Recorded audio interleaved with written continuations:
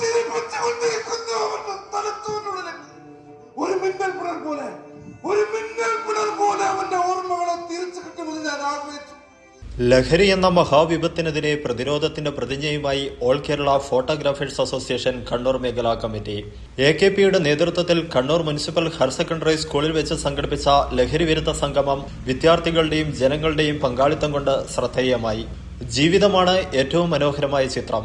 അതിൽ ലഹരിയുടെ കറുത്ത പുള്ളികൾ വീഴാതെ കാക്കാം എന്ന ആപ്തവാക്യത്തിൽ നാളെയുടെ വാഗ്ദാനങ്ങളായ യുവതലമുറയെ ലഹരിയുടെ പിടിയിൽ നിന്ന് മോചിപ്പിക്കാനും ബോധവൽക്കരണം ശക്തമാക്കാനും ലക്ഷ്യമിട്ടാണ് സംഗമം സംഘടിപ്പിച്ചത്. മേഖലാ പ്രസിഡന്റ് പ്രകാശ് സാഗറിന്റെ അധ്യക്ഷതയിൽ ചേർന്ന ലഹരി വിരുദ്ധ സംഗമം Kannur corporation mayor advocate P. Indira ഉദ്ഘാടനം ചെയ്തു.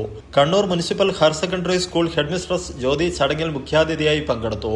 ചടങ്ങിൽ P. ജയകുമാർ, പവിത്രൻ, പ്രജിത്ത് കണ്ണൂർ, ശ്രീവത്സൻ അഴീക്കോട്, MN കിഷോർ കുമാർ എന്നിവർ ആശംസകൾ നേർന്ന് സംസാരിച്ചു.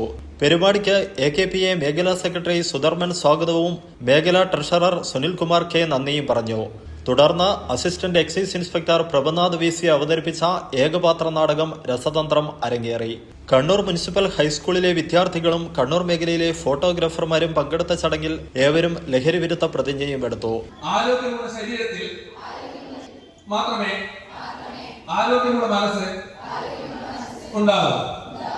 ആരോഗ്യത്തെ നശിപ്പിക്കുന്ന ലഹരി വസ്തുക്കൾ ഒരിക്കലും ഉപയോഗിക്കുകയില്ല.